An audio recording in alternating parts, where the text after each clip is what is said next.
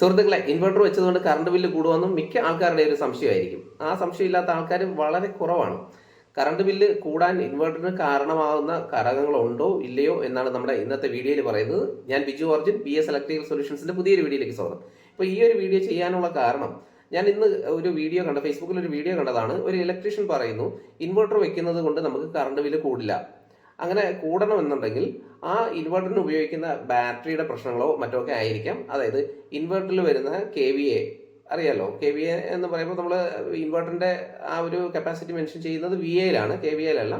1050-ന്റെ inverter വെച്ചിട്ട് ഒരു 150-നും അല്ലെങ്കിൽ 200-നും മുകളിലോട്ടൊക്കെയുള്ള വലിയ ബാറ്ററികൾ വെക്കുമ്പോഴോ അല്ലെങ്കിൽ താരതമ്യേന AH കുറഞ്ഞ ബാറ്ററികൾ വെക്കുമ്പോഴൊക്കെയാണ് ഈ ഒരു കറണ്ട് ബില്ല് കൂടുകയും കുറയുകയൊക്കെ ചെയ്യുന്നത്. ബാറ്ററി ഡാമേജ് വരികയൊക്കെ ചെയ്യുമ്പോഴാണ്. അല്ലാതെ ഒരിക്കലും കറണ്ട് ബില്ല് കൂടില്ല എന്ന് പറയുന്ന ഒരു വീഡിയോ ഞാൻ കണ്ടു.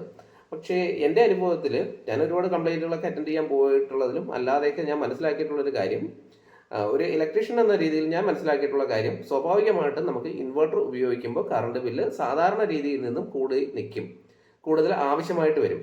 അത് എന്തൊക്കെ കാരണത്തിലാണെന്ന് ഞാൻ പറഞ്ഞുതരാം. ഈ പറഞ്ഞ ആ ഇലക്ട്രീഷ്യൻ പറഞ്ഞിരിക്കുന്ന വീഡിയോയിൽ പറഞ്ഞിരിക്കുന്നത് പോലെ ബാറ്ററി ഒരു പ്രധാന ഘടകമാണ്. അതിൻ്റെ ചാർജിങ്, ഡിസ്ചാർജിങ്, അതിൻ്റെ അപ്പോഴത്തെ കണ്ടീഷൻ, അതെല്ലാം ഒരു ഘടകമാണ്. എന്നിരുന്നാലും നമുക്ക് ഈ ഇൻവെർട്ടർ നമ്മൾ സെറ്റ് ചെയ്ത് കഴിഞ്ഞാൽ ആ ഇൻവെർട്ടർ വർക്ക് ചെയ്യുന്നതിന് അതിനകത്ത് ഒരു പവർ സപ്ലൈയും സർക്യൂട്ട് ബോർഡുകളൊക്കെ ഉണ്ട്, ഇലക്ട്രോണിക് സർക്യൂട്ട് ബോർഡൊക്കെ ഉണ്ട്.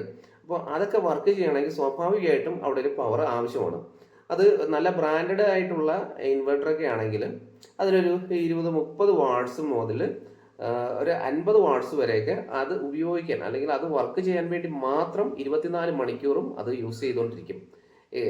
അങ്ങനെ വരുമ്പോൾ തന്നെ ഏകദേശം ഒരു യൂണിറ്റിനാണ് അടുത്തുള്ള വൈദ്യുതി ഒരു ദിവസം ആ ഒരു ഇൻവെർട്ടർ ചെലവഴിക്കുന്നുണ്ട്. അത് വേസ്റ്റാണ്, നമുക്ക് അത് ഉപയോഗമില്ലാതെ പോകുന്നൊരു വൈദ്യുതിയാണ്.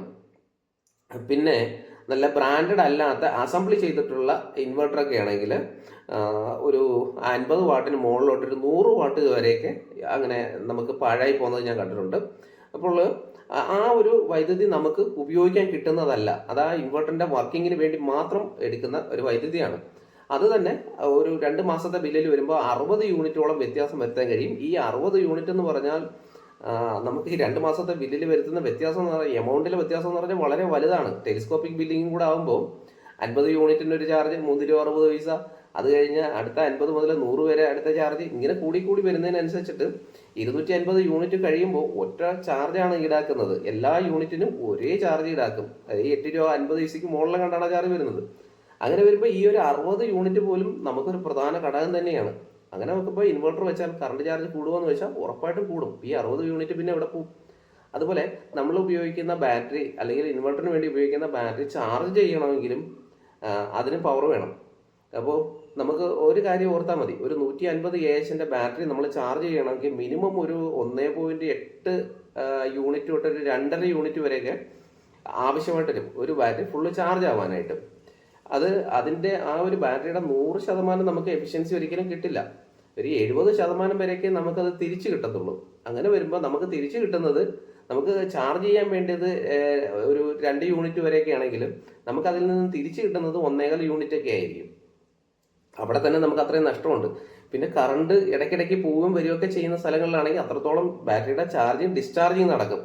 അപ്പോൾ അതിനനുസരിച്ച് നമുക്ക് വൈദ്യുതി നഷ്ടം ഉണ്ടായിക്കൊണ്ടിരിക്കും. എന്തൊക്കെയായാലും നമ്മൾ ഇൻവെർട്ടർ ഉപയോഗിച്ച് കഴിഞ്ഞാൽ സ്വാഭാവികമായിട്ട് നമുക്ക് കറണ്ട് ബില്ല് കൂടും. അത് നമ്മൾ സാധാരണ നമുക്ക് 2000 വന്നിരുന്നതിൻ്റെ അടുത്ത് അതിലും വലിയൊരു എമൗണ്ട് ആയിരിക്കും പിന്നെ നമുക്ക് വരുന്നത്. ഈ ഒരു ഇൻഫർമേഷൻ ഇതെല്ലാവരും അറിഞ്ഞിരിക്കുന്നത് നല്ലതാണ്. ഇൻവെർട്ടർ വെക്കാൻ പോകുന്നവരുടെ ഇങ്ങനെ ഒരു ധാരണയും കൂടെ നിങ്ങൾക്ക് ഉണ്ടായിരിക്കണം. ഒരിക്കലും കറണ്ട് ബില്ല് കുറയ്ക്കാനല്ല നമ്മൾ ഇൻവെർട്ടർ വെക്കുന്നത്, അല്ലെങ്കിൽ ഇൻവെർട്ടർ വെച്ച് കഴിഞ്ഞാൽ നമുക്ക് അതേ കറണ്ട് ബില്ല് തന്നെ ആയിരിക്കും എന്ന് വിചാരിച്ചുകൊണ്ട് വെക്കരുത്. നല്ല ഒരു വ്യത്യാസം വരും കറണ്ട് ബില്ല്. അപ്പോൾ ഇത്തരത്തിലുള്ള നല്ല നല്ല വീഡിയോകൾക്കായിട്ട് നമ്മുടെ പേജ് കാണുക. Okay, thank you.